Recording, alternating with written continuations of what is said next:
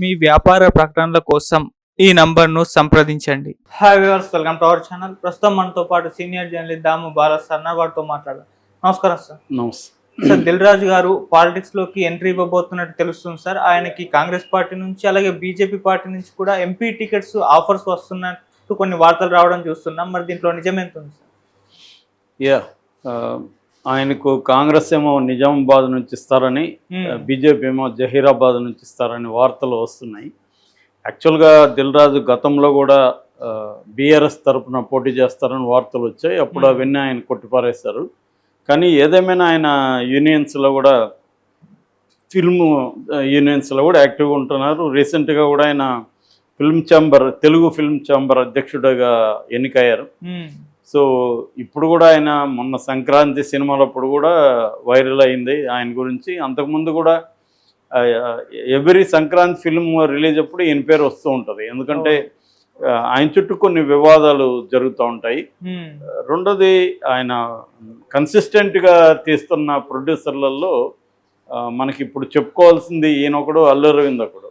ఇంకెవరు కూడా ఈయనంత కన్సిస్టెంట్గా వీళ్ళలాగా తీయట్లేదు. సురేష్ బాబు ఉన్నాడు కానీ ఆయన వీళ్ళలాగా అంత కన్సిస్టెంట్గా తీరు. ఆయనకి ఏంటంటే రియల్ ఎస్టేట్, ఇతర వ్యవహారాలు ఉన్నాయి.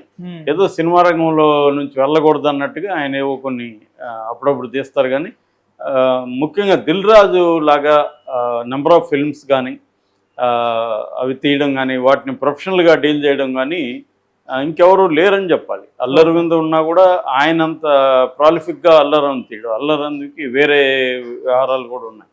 ఆహా ఉంది, ఇట్లాంటివి ఉన్నాయి. ఈయనేమో ప్రధానంగా దిల్ రాజు డిస్ట్రిబ్యూషన్తో స్టార్ట్ అయింది ఆయన లైఫ్. వాళ్ళది నేటివ్ వచ్చి నర్సింగ్పల్లి, నిజామాబాద్ దగ్గర. సో ఉమ్మడి నిజామాబాద్ జిల్లాలో నర్సింగ్పల్లి ఆయన నేటివ్. సో ఇప్పుడు 53 ఏళ్ళు ఆయనకి.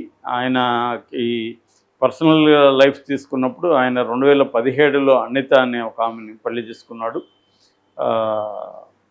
2017లో ఆమె చనిపోయింది. యాక్చువల్లీ అంతకుముందు పెళ్ళి అయింది, ఒక పాప అన్సిత. తర్వాత 2017లో ఆమె కార్డియాక్ అరెస్ట్ వచ్చి చనిపోయింది. దాని తర్వాత 2020లో వైగారెడ్డి అనే ఒక ఆమెను పెళ్లి చేసుకున్నాడు. వాళ్ళకి ఒక బాబు అని చెప్తున్నారు.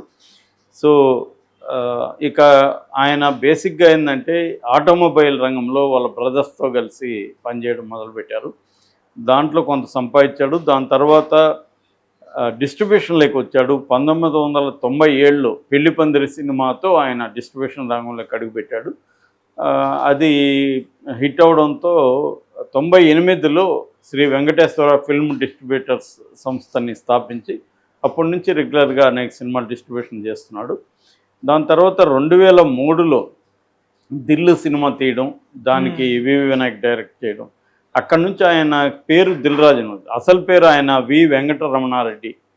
కానీ దిల్ సినిమా చేసేసరికి ఆయన దిల్ రాజు అని పేరు వచ్చేసింది. చాలామందికి ఒరిజినల్ పేరు తెలీదు. ఆయన రెడ్డి అని కూడా చాలామందికి తెలీదు. చాలామంది ఆయన్ను రాజు అని అనుకుంటారు, దిల్ రాజు అంటారు కాబట్టి. నిజానికి రాజుకి ఆయనకేం సంబంధం లేదు. ఇక 2023లో దిల్లుతో వచ్చిన తర్వాత మళ్ళీ ఆర్య తీశాడు, భద్రా తీశాడు, బొమ్మరిల్లు తీశాడు. అలాగా ఆయన తీసిన సినిమాల్లో హిట్ల శాతం కూడా ఎక్కువే ఉంది.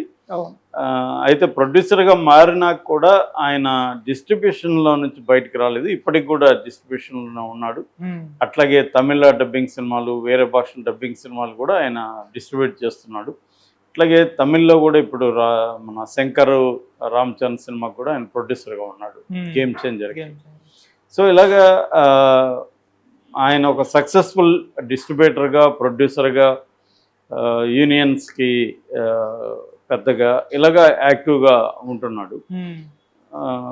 ఇప్పుడు ఆయన రాజకీయాలకు కూడా రావాలని ఎప్పటి నుంచి అనుకుంటున్నాడు. బట్ ఆయనకి ఇక్కడ ఎమ్మెల్యేగా ఉండడం కంటే కూడా పార్లమెంటుగా ఉంటే కొద్దిగా, అంటే పార్లమెంట్ ఎప్పుడైనా ఎంపీకి ఏంటంటే ప్రజలతో నిరంతరం ఉండాల్సిన అవసరం లేదు, ప్రజల సమస్యలను దగ్గరగా ఉండి చేయాల్సిన అవసరం లేదు. కొద్దిగా పార్ట్ టైం లాగా కూడా ఉండొచ్చు. ఎంపీగా ఉంటూనే తన సినిమా వ్యవహారాలు చూసుకుంటుండొచ్చు.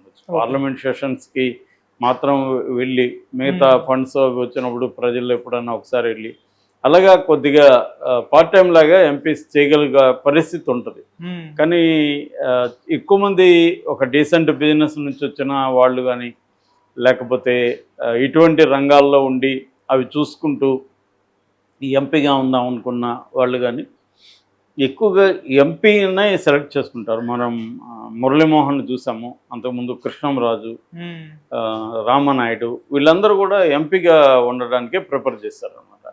అలాగా దిల్ రాజు ఏంటంటే సినిమా రంగాన్ని వదిలిపెట్టకుండా రాజకీయాల్లో ఉండాలి అనేది. ఎందుకంటే ఈయనకి రాజకీయ పరంగా కూడా అనేక వ్యవహారాలు నడపాల్సి ఉంటుంది, అవసరాలు ఉంటాయి.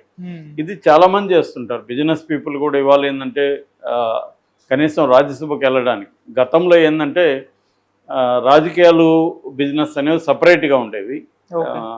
మనకి ఇప్పుడు టాటాలో బిర్లాలో వీళ్ళు ఎప్పుడు రాజకీయాల్లోకి రాలేదు. ఆ తర్వాత రాజకీయాలు సినిమా అనేది రాజకీయాలు వ్యాపారం అనేది దగ్గరికి వచ్చేసింది. చాలామంది వ్యాపారస్తులు రాజకీయ నాయకులు అయిపోయారు. ఆ తర్వాత అసలు రాజకీయమే అతిపెద్ద వ్యాపారంగా కూడా మారింది. అందుకనే ఇవాళ యూత్ అంతా కూడా అమెరికాలు, కెనడాలు చదువుకొని ఇక్కడికి వస్తున్నారు. మనం జగన్మోహన్ రెడ్డిని చూడొచ్చు, లోకేష్ చూడొచ్చు, ఇక్కడ కేటీఆర్ చూడొచ్చు. ఇలాగ అనేక మంది ఎంపీలు, ఎమ్మెల్యేల పిల్లలు అమెరికాలోనూ విదేశాల్లోనూ చదువుకుంటారు. మళ్ళీ వాళ్ళకి అక్కడ పోయి ఓడు కంపెనీలను ఉద్యోగం చేయడం కంటే ఇక్కడ తండ్రుల తల్లుల వారసత్వంతో రాజకీయాల్లో ఉంటే ఇంకా ఎక్కువ డబ్బులు సంపాదించుకోవచ్చు, ఎక్కువ కెరీర్ బాగుంటుందని చెప్పి ఈ వారసులు ఎక్కువ మంది ఈ మధ్య మనకి రాజకీయాలకి వస్తున్నారు. సో రాజకీయాలు కూడా ఇంతకుముందు ఏంటంటే రాజకీయాలు అంటే పోగొట్టుకోవడమే ఉండేది, ఏమి ఉండేది కాదు అనేది ఉండేది. వాళ్ళ రాజకీయాల్లో అంతకంటే ఎక్కువ సంపాదించుకుంటున్నారు. రాజకీయాల్లో ఉండడం వల్ల కంపెనీలు పెట్టుకోగలుగుతున్నారు, అడ్వాన్స్ అవుతుంది. అప్పట్లో ఏంటంటే ఈ రిఫార్మ్స్ రాకముందు అంతా కూడా గవర్నమెంట్ చేతుల్లోనే పరిశ్రమలన్నీ ఉండడం, మేజర్ పరిశ్రమలు, లైసెన్స్ రాజ్, కోటా రాజ్ ఇవన్నీ ఉండేవి. అప్పుడు ప్రైవేటు వ్యాపారాలు ఎక్కువ లేవు కాబట్టి రాజకీయాలు కూడా అంత లూక్రేటివ్గా లేదు. మహా అంటే ఏదో కాంట్రాక్టులు చేసుకోవాలి, అట్లాంటివి ఏదో పెట్రోల్ బంకులు పెట్టుకోవడం ఇట్లాంటివి ఉండేది తప్ప పెద్ద ప్రైవేటు వ్యాపారం ఎంటర్ప్రైజ్ అనేది లేదు కాబట్టి అప్పుడు అది ఉండేది. ఇవాళ ఏంటంటే ప్రైవేటైజేషన్, రిఫార్మ్స్ ఇవన్నీ రావడం వల్ల మోర్ అవకాశాలు బాగా పెరిగాయి. నీకు పవర్ ఉండడం అనేది ఇప్పటికి కూడా ఇంపార్టెంట్. పొలిటికల్ పవర్ ఉంటే నీ వ్యాపారాలను కూడా డెవలప్ చేసుకోవచ్చు. అందుకనే మనం చూస్తే ఏ గవర్నమెంట్ అధికారంలోకి వచ్చినా కొన్ని రకాల కంపెనీలు, ఇండస్ట్రీస్, హౌసెస్ వాళ్ళతో ఉంటున్నాయి. ఇప్పుడు మనకి అదానీ, అంబానీ తీసుకుంటే బీజేపీతో వాళ్ళు రిలేషన్షిప్ మనకు తెలుసు. సో అదానీ, అంబానీల కోసమే దేశాన్ని అమ్మేస్తున్నారు. ఇద్దరు గుజరాత్ వాళ్ళు ఇంకొక ఇద్దరు గుజరాత్ వాళ్ళకి దేశాన్ని అమ్మేస్తున్నారు అన్న విమర్శలు కూడా ఉన్నాయి. దానికి కారణం ఏంటంటే పొలిటికల్ క్లౌట్ అనేది ఉంటే వ్యాపారాలను విస్తరించడానికి చాలా పెద్ద స్థాయిలో స్కోప్ ఉంటుంది అనేది అందరికి తెలిసిన విషయమే. కాకపోతే ఏంటంటే అవి ఒక ఆర్గానిక్ గ్రోత్లో ఉండవు, లాంగ్ టర్మ్లో. అంటే ఇప్పుడు ఒక టాటా, టీసీఎస్ లాగా నిలబడడం, ఇన్ఫోసిస్ లాగా నిలబడడం, లేకపోతే హెచ్డిఎఫ్సి బ్యాంక్ కావచ్చు, ఏషియన్ పెయింట్స్ కావచ్చు, ఇలాంటి సంస్థలు వాళ్ళు ఏంటంటే ఇన్హెరెంట్గా చిన్న స్థాయిలోంచి గ్రోత్ తీసుకుంటూ వచ్చి స్ట్రాంగ్గా నిలబడ్డారు. ఇప్పుడు నేను చెప్పిన వీళ్ళెవరూ కూడా రాజకీయంగా పెద్ద యాక్టివ్ కాదు, కానీ అగ్రెసివ్గా స్పీడ్గా గ్రోత్ రావాలంటే మాత్రం రాజకీయాలని ఉండడం, రాజకీయాలను ఉపయోగించుకోవడం అనేది మనం ఇవాళ చూస్తున్నాం. ఈ కాంటెక్స్ట్లో సినిమా వాళ్ళు కూడా అనేక మంది ఈ మధ్య రాజకీయాల్లోకి వెళ్తున్నారు.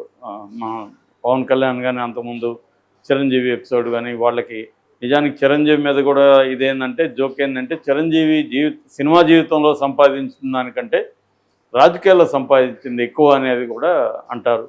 ఆయన అప్పట్లో టికెట్లు అమ్ముకున్నాడనే విమర్శలు ఉన్నాయి. దాని తర్వాత కూడా విలీనానికి కూడా ఒక రేటు మాట్లాడుకున్నాడని, తర్వాత మినిస్టర్ అయ్యాడని, ఇవన్నీ కూడా ఆయన మీద విమర్శలు. ఇంకా పవన్ కళ్యాణ్ మీద ప్యాకేజ్ స్టార్ అని ఆయన విపరీతంగా డబ్బులు తీసుకొని చేస్తున్నాడని అంటున్నారు. అప్పట్లో సినిమాలకు కూడా ఇంత డబ్బు ఉండేది కాదు, ఇవాళ సినిమాలకు కూడా అంత డబ్బు ఉంది. సినిమాలకు కూడా 100 కోట్లు తీసుకునే స్టార్లు ఉన్నారు. మనకి ఇక్కడ మినిమం 50-60 కోట్లు తీసుకునే వాళ్ళు చాలామంది ఉన్నారు. పవన్ కళ్యాణ్ కావచ్చు, మహేష్ బాబు కావచ్చు, చిరంజీవి కావచ్చు, ఇలాగా. సో ఈ కాంటెక్స్ట్లో దిల్ రాజు కూడా రాజకీయాల్లోకి రావాలి. ఎందుకంటే నెక్స్ట్ తన వ్యాపారాలని విస్తరించుకోవడన్నా సినిమా రంగంలో కూడా తనకు అనేక సమస్యలు ఉంటాయి. సో తాను రాజకీయంగా కూడా వెళ్దాము, ఎంపీగా వెళ్తే కొద్దిగా డీసెంట్గా ఉంటుందని ఆలోచిస్తున్నాడు. మోస్ట్లీ ఆయన నిజామాబాద్నే కోరుకుంటున్నట్టు తెలుస్తుంది. మరి కాంగ్రెస్ తరఫున చేస్తాడా, బీజేపీ కూడా ఆఫర్ ఇస్తుందని చెప్తున్నారు. మరి బీజేపీ అయితే నిజామాబాద్లో బీజేపీ ఇచ్చే పరిస్థితి లేదు, ఎందుకంటే అక్కడ ధర్మపురి అరవింద్ ఉన్నాడు. జహీరాబాద్ అయితే ఆయన ఇచ్చే అవకాశం ఉంది. కానీ ఈయన కోరుకునే నిజామాబాద్ కాంగ్రెస్ కానీ ఇస్తే కాంగ్రెస్లోకి వెళ్ళే అవకాశం కూడా ఉంది.